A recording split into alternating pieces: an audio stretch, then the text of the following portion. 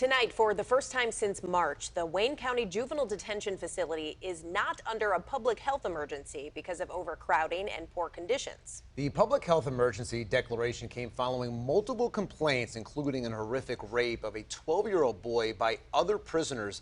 Today, the county says the facility has made strides to improve both overcrowding and the lack of staff. So here to talk with us about this is Dr. Abdul El-Sayed, director of the Wayne County Department of Health.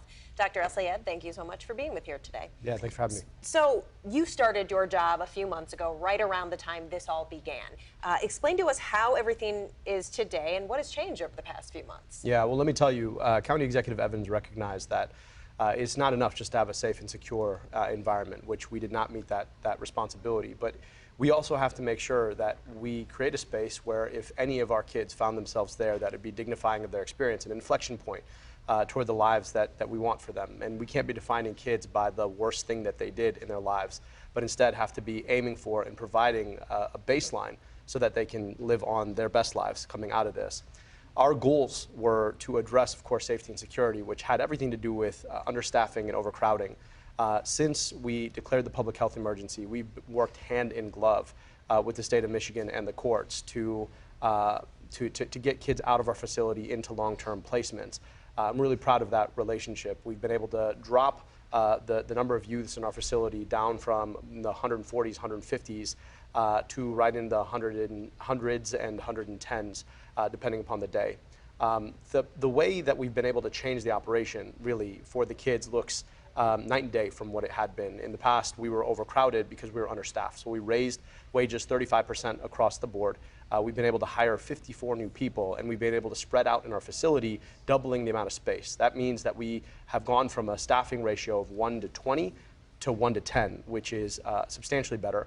And rather than having upwards of 50 kids in a pod, we're now at no more than 19 kids in a pod, meaning that instead of being in their rooms most of the day, they're out and about engaging with each other. And I can tell you that as someone who's there regularly multiple times a week, when I interact with these youths, they recognize the responsibility that they have to maintaining a community amongst one another.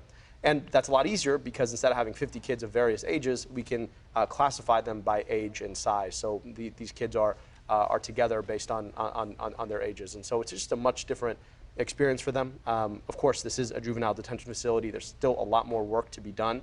But we're at a position now where we feel like we've done the big structural heavy lifting to be able to continue to optimize and improve operations. Can you paint a picture of what it was like when you first went in there compared to what it is now? We've heard about the complaints, we've heard the stories, but to really understand what it was like months ago and where we are today. Yeah, let me just put it in the perspective of a youth.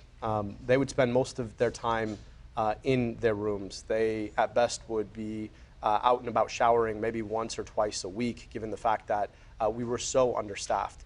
Now they're out and about in a pod. They're with kids their same age. They spend most of their days out together. They'll have a lot more time in rec. They're having a lot more time in face-to-face learning. And their experience is such that they take a shower every day, they get a brand new change of clothes. We've upgraded the quality of food, so they're eating more and better food. And we are working to get them out and get them placed. And so it's just a very different experience. I'll tell you, right, this was a structural circumstance created by the pandemic, frankly. We saw the Great Resignation. You can imagine if you're somebody who's working and you're generally underpaid in a juvenile detention facility, you're going to be the kind of person who's going to resign that kind of job. And so we were understaffed. And because of that, and because of the understaffing across the board, kids who were supposed to get long-term placements couldn't find them. So they were sitting in our facility for a much longer period of time. We came together with the courts and with the state of Michigan. I have to give a shout out to directors Elizabeth Hertel and Susie Shkreli at the state, who've worked hand in glove with us to make sure that those kids were getting long-term placements and that we were able to improve the experience for the youth in our own facility. One thing I'm really excited about is for those youths who are waiting a long-term placement, we're not waiting for them to start getting the rehabilitation treatment until they get placed. Instead, we're actually working to build that in the facility. That's going to start in the facility on June 15th. And so they're going to be able to get that mental health treatment that they've been adjudicated to. And so, you know, we know that there's a lot more work left to be done. There always is. But the structural building blocks are there. and that's a testament to the vision of the county executive, the hard work that the team at the JDF has put in, the youths deciding that they're going to be a part of improving our own facility, and of course the partnership with the state and the courts. All right. It sounds like a lot of improvements have been made. Specifically, the issue that raised a lot of red flags. One of the children was assaulted by other juveniles there. How do we know, or how can you guys be confident nothing like that can happen again? Well, I'll tell you that is still under investigation, and we're going to wait for the outcomes of the investigation to determine what happened that day.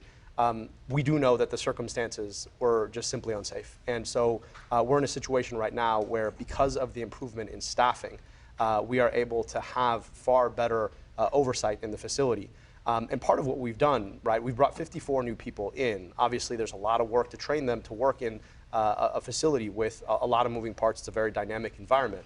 But we're really invested in the kind of restorative justice training that both can keep a safe, secure environment, but also where we work with the kids to allow them, to empower them to have some collective ownership over their own space, to recognize that we have an opportunity, if we come together, to be in a space where all of us have the best possible experience while we're here. And I'll tell you, having participated in those morning circles, watching these young folks who most of society will hold accountable for the worst thing that they've done in their lives, come together and decide that together they're going to build an environment where all of them can learn and grow, it really is empowering and it's inspiring. And I hope that coming out of this, the experience of these young people is such that they recognize, having spent some time with us, the work that they're going to do in rehabilitation moving forward, that this is a moment where they see the power of coming together for collective good. Well, thank you so much for your time tonight, Dr. Abdul El-Sayed, the Director of the Department of Health for Wayne County. We appreciate your time tonight. Appreciate you having me.